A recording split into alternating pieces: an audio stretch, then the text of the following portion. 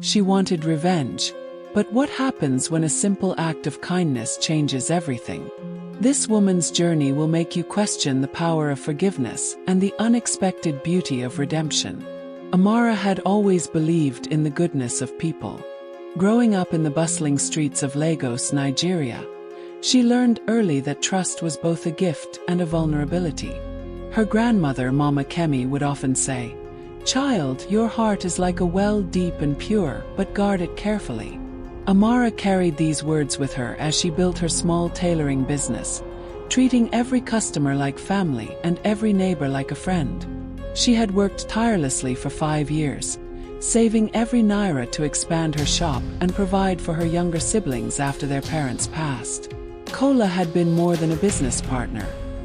He had been her closest friend since childhood. They had grown up in the same neighborhood, shared the same dreams of escaping poverty, and promised to lift each other up. When he proposed a joint venture to expand their businesses, her tailoring expertise combined with his connections in the textile trade, Amara didn't hesitate. She trusted him with her life savings, her business, and most dangerously, her heart. The day she discovered he had vanished with everything, leaving behind only empty promises and a note that read, "Business is business, Amara. You'll understand someday." Something fundamental broke inside her. As she sat in her empty shop, surrounded by the remnants of her shattered dreams, Amara felt the well of her heart freeze over. The sleepless nights that followed were filled with rage that burned like fire in her chest. Amara would lie awake, staring at the ceiling of her small room, replaying every moment of their friendship, searching for signs she had missed. Her neighbors whispered their sympathy, but their pity only fueled her anger. How could she have been so foolish? How could she have trusted someone who saw her kindness as weakness? The questions tormented her, but gradually, they transformed into something darker and more focused. Revenge became her new religion. During the day, she would pretend to work on the few remaining orders she had, but her mind was elsewhere, plotting. She began asking questions, following leads, using every connection she had to track down Kola's whereabouts. Her sister Funmi watched with growing concern as Amara's warmth disappeared, replaced by a cold determination that scared even her closest family members. "Sister, this anger is eating you alive," Funmi pleaded one evening. But Amara's response was sharp. Better to be eaten by anger than to be devoured by weakness.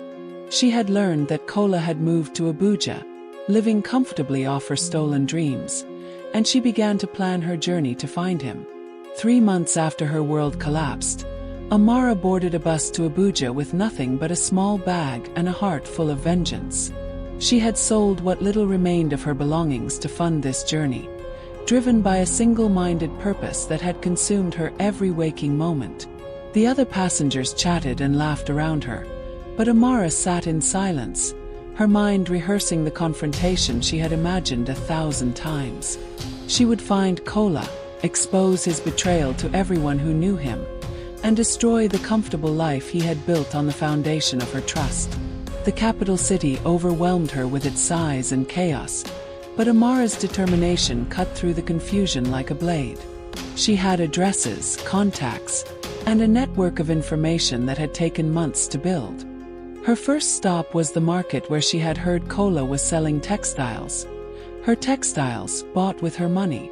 The irony wasn't lost on her that he was using her own resources to compete against the very industry she had loved. As she walked through the crowded stalls, asking vendors about a tall man with a distinctive scar on his left hand, Amara felt the familiar fire of rage warming her from within. She was close now.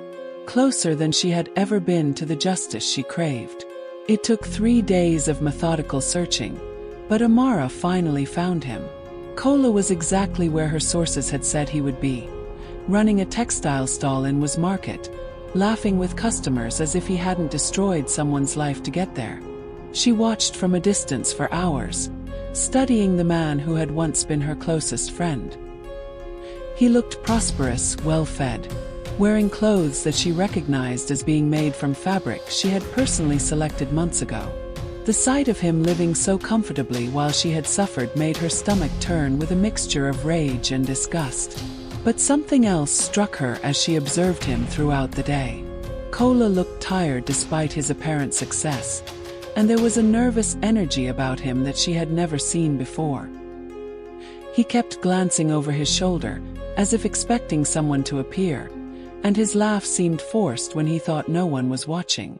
When a young boy approached his stall begging for food, Kola's reaction was harsh and dismissive, a side of him that Amara had never witnessed. She realized that the man she had known or thought she had known was gone, replaced by someone harder and more callous. This only strengthened her resolve.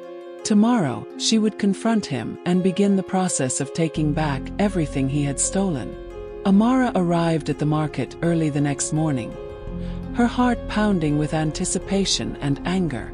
She had practiced her words, imagined his shocked face, and prepared for every possible response. When Kola arrived to open his stall, she was waiting for him, standing directly in front of his display of fabrics. Fabrics that had once been her dreams made manifest. The recognition in his eyes was immediate and painful, a flash of guilt quickly replaced by defensive anger. "Amara," he said, his voice strained. "What are you doing here?" His question was almost laughable in its audacity. She had traveled hundreds of miles, spent her last savings, and dedicated months of her life to this moment.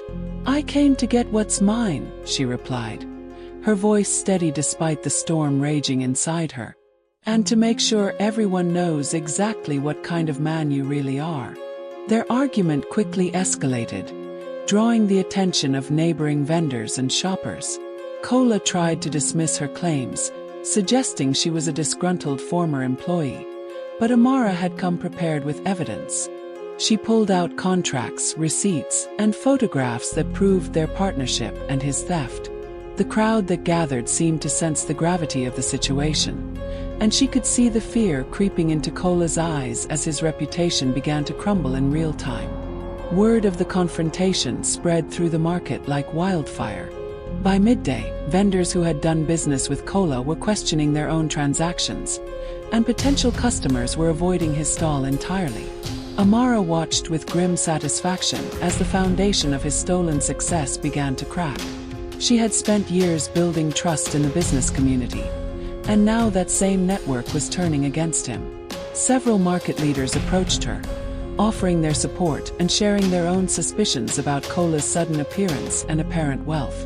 Kola's attempts to salvage his reputation became increasingly desperate. He tried to convince people that Amara was unstable, that she had been a difficult partner, that the business had failed due to her incompetence. But his explanations were inconsistent, and the evidence Amara presented was overwhelming.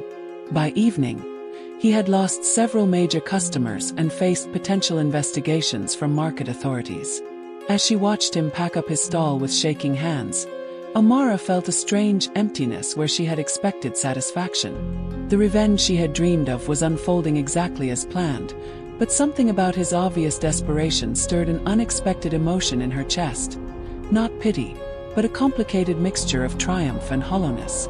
The next morning, Amara returned to the market to continue her campaign of exposure, but something had changed. As she walked through the familiar rows of stalls, she noticed a commotion near the entrance. A crowd had gathered around a figure on the ground, and she could hear voices calling for help. Her instincts kicked in before her mind could process what was happening, and she pushed through the crowd to see what was wrong.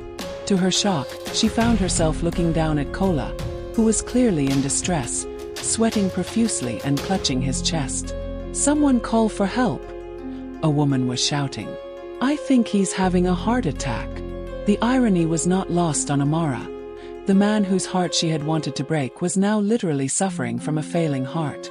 She stood frozen for a moment, watching as people around her panicked and called for medical assistance. This was her enemy, the man who had stolen her future and betrayed her trust. Part of her whispered that this was justice, that perhaps the universe was delivering the punishment she had sought. But as she watched Kola struggle to breathe, his face contorted with pain and fear, something deeper and more primal stirred within her. The same instinct that had driven her to help others throughout her life, even when it had cost her everything. Time seemed to slow as Amara stood over Kola's struggling form. The crowd around them was growing more frantic, but no one seemed to know what to do. She could hear someone saying that the nearest hospital was 20 minutes away. And in Lagos traffic, that could easily become an hour. Kola's breathing was becoming more labored, and his eyes, when they found hers in the crowd, were filled with terror. This was the moment she had dreamed of, seeing him vulnerable and afraid. But the reality was nothing like her fantasies. Without fully understanding why, Amara found herself kneeling beside him. "Move back, give him space to breathe," she instructed the crowd, her voice taking on the authoritative tone she had used when managing her business. She had taken a first aid course years ago as part of her community service, and the training came flooding back. "Kola, look at me," she said firmly. "Try to slow your breathing. In and out, slowly." Her hands moved to loosen his collar, and she began to guide him through breathing exercises while someone else called for an ambulance. The man who had destroyed her life was now depending on her to save his, and despite everything he had done, she couldn't bring herself to walk away. The ambulance arrived within minutes, but to Amara it felt like hours. She found herself riding alongside Kola, holding his hand as he drifted in and out of consciousness. The paramedics worked efficiently, but their expressions were serious, and she could hear them discussing his condition in medical terms she didn't fully understand. When they reached the hospital, she was pushed aside as doctors and nurses took over, leaving her standing alone in the busy emergency room. Hours passed in a blur of fluorescent lights and disinfectant smells. Amara sat in the waiting area, questioning every decision that had led her to this moment. She should have walked away, should have let someone else deal with the emergency, should have continued her mission of revenge. Instead, she found herself genuinely worried about the man who had caused her so much pain. When a doctor finally emerged to speak with her, assuming she was family, she learned that Kola had suffered a severe panic attack that had triggered heart palpitations. He was stable but would need to remain overnight for observation. "He's asking for you," the doctor added, which surprised her more than anything else that had happened that day. Kola looked smaller and more vulnerable in the hospital bed than she had ever seen him. The confident, callous man from the market was gone, replaced by someone who looked haunted and exhausted. When she entered his room, his eyes immediately filled with tears, not of self-pity, but of something deeper and more complex. "You saved me," he whispered, his voice hoarse. "After everything I did to you, you saved me." Amara pulled a chair beside his bed, unsure of why she was staying but unable to leave. "I've been dying inside since the day I took your money," he continued, his words tumbling out like a confession he had been holding back for months. "Every night, I see your face when you discovered what I had done. Every morning, I wake up knowing I destroyed the one person who truly believed in me." His breakdown was complete and raw, and Amara found herself listening to truths she had never expected to hear. He told her about the gambling debts that had driven him to desperation, about the threats from loan sharks, about the moment of weakness that had led him to betray the person he cared about most. None of it excused what he had done, but it explained the inexplicable, and for the first time since her world had collapsed, Amara began to understand the human being behind the betrayal. As Kola continued to speak, Amara felt the foundations of her anger beginning to shift. She had spent months imagining him as a monster, someone who had calculated her destruction for personal gain. The reality was messier and more tragic. He was a weak man who had made terrible choices while drowning in his own problems. "I used the money to pay off debts," he admitted, unable to meet her eyes. "I told myself I would pay you back, that I would make it right somehow. But the deeper I got into lies, the harder it became to find my way back to the truth." His revelation about the gambling addiction shocked her. The Kola she had known had been responsible, careful with money, someone who had never shown any interest in betting or risky behavior. "It started small," he explained. "A few games here and there, trying to make quick money to help my mother with her medical bills. But it became something I couldn't control, And by the time I realized how deep I was in, I owed money to people who don't accept excuses. The picture he painted was of a man who had been trapped by his own poor choices, and while it didn't excuse his betrayal, it helped her understand how someone she had trusted could have done something so devastating. Sitting in that sterile hospital room, listening to Kola's broken confession, Amara felt something unexpected happening inside her chest. The rage that had sustained her for months was slowly being replaced by something she hadn't felt in a long time: compassion. Not for his actions, which were still unforgivable, but for the human being who had made such destructive choices. She found herself thinking about her grandmother's words about the heart being like a well, and she realized that hers had been frozen not just by anger, but by the inability to see beyond her own pain. "I'm not asking for forgiveness," Kola said weakly. "I know I don't deserve it. I just needed you to know that destroying you destroyed me too. I became someone I don't recognize, someone my own mother would be ashamed of." His words hung in the air between them, and Amara found herself studying his face, really looking at him for the first time since she had arrived in Abuja. The man before her was broken, genuinely remorseful, and clearly suffering from the weight of his choices. She thought about the months she had spent planning revenge, the energy she had poured into hatred, and suddenly she felt exhausted by the burden of carrying so much anger. That night, Amara couldn't sleep. She had returned to her small hotel room, but her mind kept returning to the hospital, to Kola's words, to the unexpected feelings stirring in her chest. She had achieved what she came for.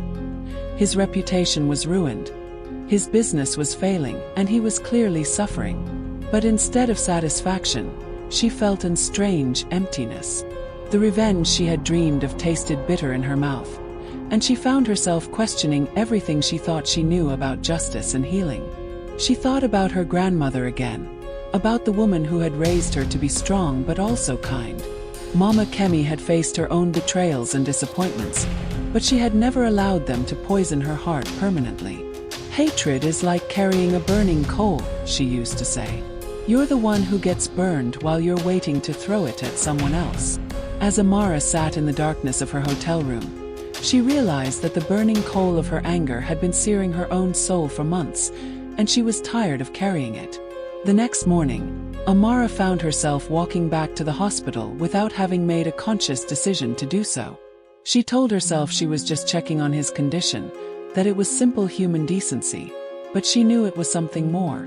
When she arrived at his room, she found Kola sitting up in bed, staring out the window with the expression of profound sadness. He looked surprised to see her, and she could see hope flickering in his eyes before he quickly suppressed it. "How are you feeling?" she asked, the question coming out more gently than she had intended. They talked for a while about mundane things, the hospital food, the noise from the street, the weather. But underneath the surface conversation, both of them were processing the shift that had occurred between them. Kola seemed different, more humble and genuine than she had seen him in years.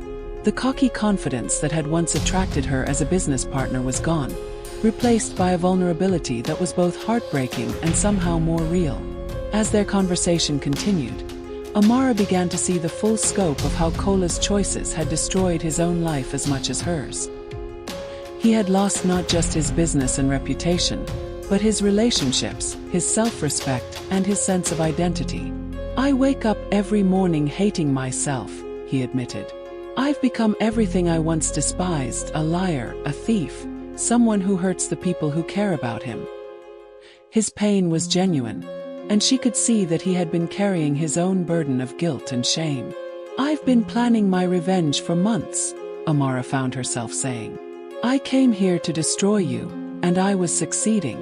But watching you yesterday, seeing you so vulnerable, it made me realize that revenge isn't healing me the way I thought it would."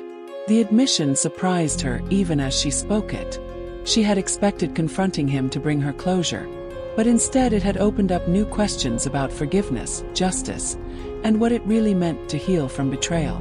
Over the next few days, Amara found herself visiting Kola regularly. She told herself it was because he had no one else.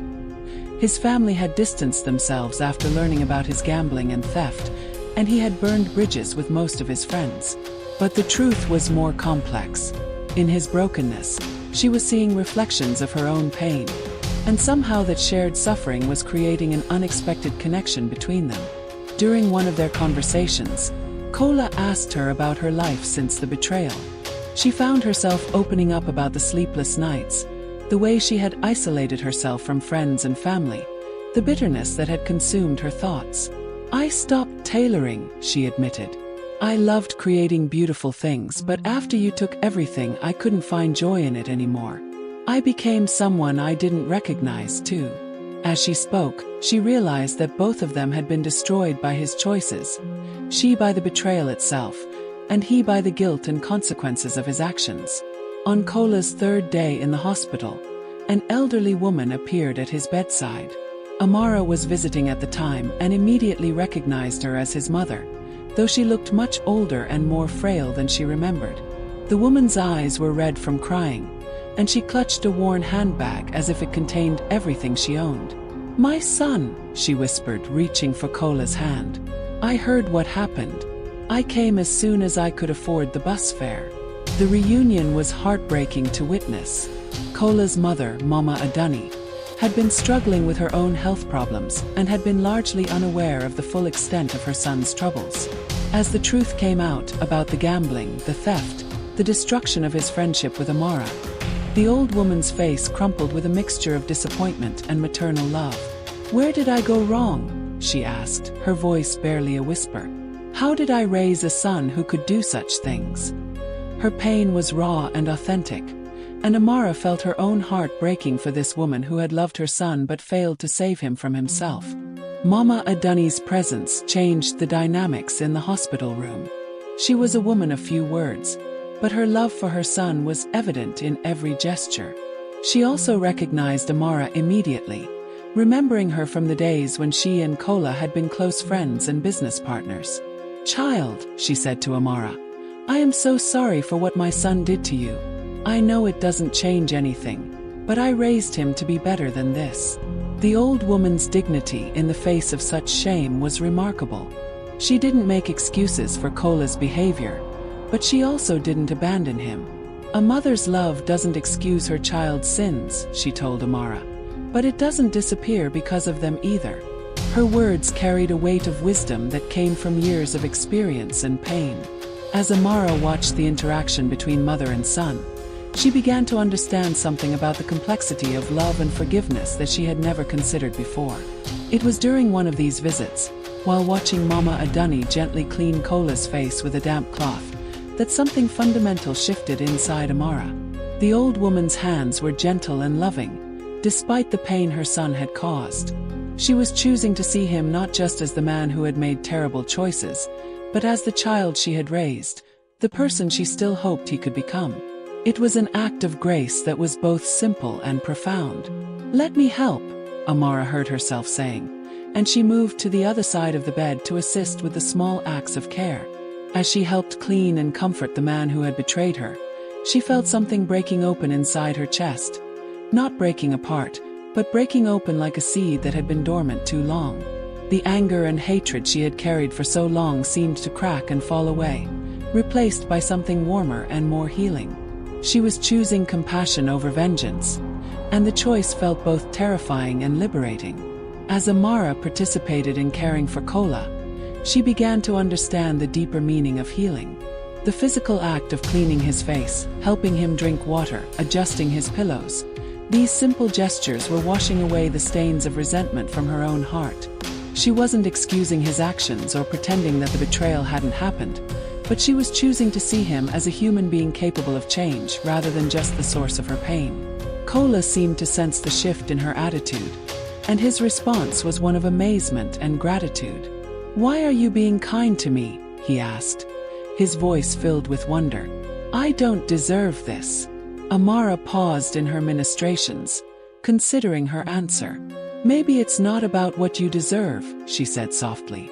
"Maybe it's about what I need to become the person I want to be." The words surprised her even as she spoke them, but they felt true in a way that her plans for revenge never had. Over the following days, something remarkable happened. As Amara continued to show kindness to Kola, She began to feel lighter than she had in months. The weight of anger and resentment that had been crushing her spirit started to lift, replaced by a sense of peace she had forgotten was possible. She found herself laughing at small things, noticing the beauty in the world around her, and feeling hopeful about the future for the first time since her world had collapsed. Kola too was changing. The guilt and shame that had been eating away at him seemed to lessen in the face of Amara's unexpected grace. He began to talk about making amends, about finding ways to pay back what he had stolen, about rebuilding his life on a foundation of honesty rather than deception. "I don't know if I can ever make this right," he told her. "But I want to try. I want to become someone worthy of the kindness you've shown me."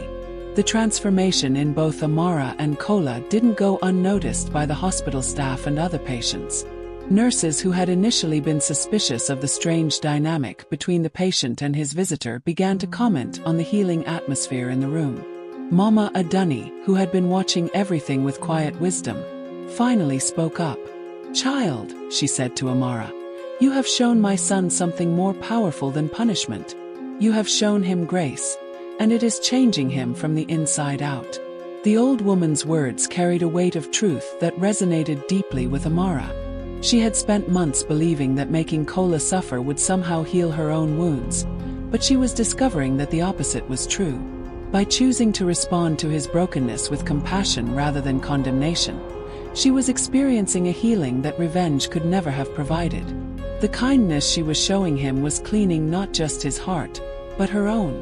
As Kola's physical condition improved and his discharge date approached, he and Amara began to have serious conversations about the future. He was adamant about making restitution, even though she no longer demanded it. "I need to find a way to pay you back," he insisted. "Not just the money, but to somehow restore what I destroyed." Amara found herself thinking not just about financial repayment, but about the possibility of rebuilding trust and friendship. Together, they began to formulate a plan. Kola would return to Lagos and work to liquidate his remaining assets, including the textiles he had purchased with her money. He would also seek help for his gambling addiction, something he had finally acknowledged he couldn't overcome alone. Most importantly, he would be transparent about his actions and work to rebuild his reputation through honest dealing rather than deception. "I want to become the man you believed I was," he told her, "even if it takes the rest of my life." When Kola was discharged from the hospital, Amara made the surprising decision to accompany him back to Lagos. She had originally planned to return alone, satisfied with her revenge, but now she felt called to be part of his journey toward redemption. The bus ride home was filled with quiet conversation about their shared past, their individual struggles, and their hopes for the future. During the journey, they talked about their childhood dreams, the friendship they had once shared, and the series of choices that had led them to this point. Kola spoke openly about his gambling addiction, describing how it had gradually consumed his judgment and moral compass. Amara shared her own struggles with anger and the way revenge had nearly consumed her identity. Both of them had been changed by their experiences, and they were returning to Lagos as different people than they had been when they left. Their return to Lagos was met with mixed reactions from the community. Some people were shocked to see them together, given the very public nature of their conflict. Others were curious about what had transpired during their time in Abuja. Amara's family, particularly her sister Funmi, was concerned about her decision to forgive Kola and worried that she was setting herself up for further betrayal.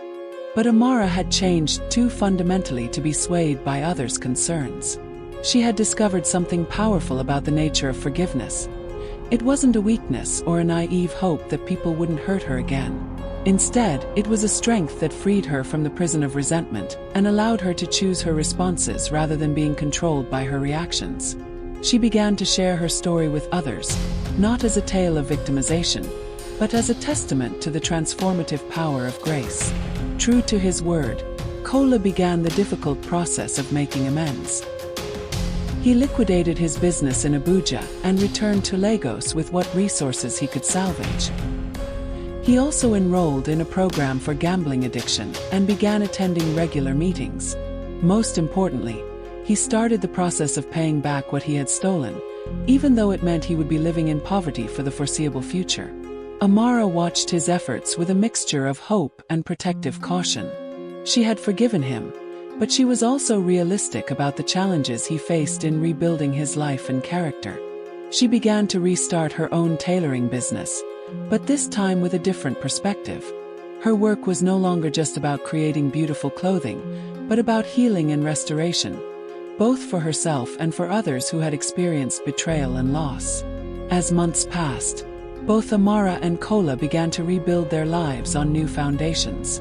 Amara's tailoring business slowly grew, supported by customers who admired her resilience and grace. She found that her experience with forgiveness had given her a unique perspective on helping others who were struggling with their own pain and anger. Her shop became not just a place of business, but a sanctuary where people could find understanding and hope. Kola's journey was more difficult. Overcoming his gambling addiction required daily discipline and the support of his recovery group. Paying back his debts meant living simply and working multiple jobs, but he approached these challenges with a determination that impressed even his skeptics. Most importantly, he was learning to live with integrity, making choices based on honesty rather than desperation or deception. Their story began to spread throughout their community, inspiring others who had been trapped in cycles of hurt and retaliation. Amara found herself counseling women who had been betrayed by partners or friends, helping them understand that forgiveness didn't mean accepting abuse, but choosing freedom over bondage to anger. Her grandmother's wisdom about the heart being like a well took on new meaning as she helped others clean the bitterness from their own hearts. Kola, too, began to share his story with others struggling with addiction and poor choices. His transparency about his failures and his commitment to change resonated with people who had given up hope for redemption. Together, though not as business partners, they were creating a ripple effect of healing that extended far beyond their own relationship. A year after their confrontation in the Abuja market, Amara and Kola met for coffee to reflect on their journey. Both had changed dramatically. She had regained her joy and sense of purpose, while he had developed a strength and integrity that his earlier success had lacked. They weren't the same people who had hurt each other so deeply, and their relationship had evolved into something neither had expected. "I never thought I could forgive you," Amara admitted. "I spent so many months planning revenge, believing that making you suffer would somehow heal my wounds. But I learned that forgiveness isn't about what the other person deserves. It's about what you choose to carry in your heart." Kola nodded. His own understanding deepened by months of recovery and reflection. "And I learned that true redemption isn't about returning to who you were before," he replied. "It's about becoming who you were meant to be." As they sat together, no longer enemies but not quite friends, Amara and Kola reflected on the lessons their journey had taught them. They had both learned that the human heart is remarkably resilient, capable of healing from the deepest wounds and transforming the most bitter experiences into sources of wisdom and strength. Their story had become a testament to the power of grace to break cycles of hurt and create new possibilities for redemption. Amara returned to her shop that evening with a profound sense of gratitude. She had sought revenge and found something far more valuable: the ability to choose love over hatred, healing over harm, and grace over judgment. As she worked on a new dress, her hands moving with the skilled precision she had honed over years of practice, she thought about her grandmother's words about the heart being like a well. Through the simple act of choosing kindness over vengeance, she had discovered that her well was not only deep and pure, but also capable of providing healing water to others who were dying of thirst. The man who had once broken her heart had, through her decision to show him grace, become the catalyst for discovering the deepest truths about forgiveness, redemption, and the transformative power of love. In cleaning his heart, she had discovered that her own had been cleansed as well.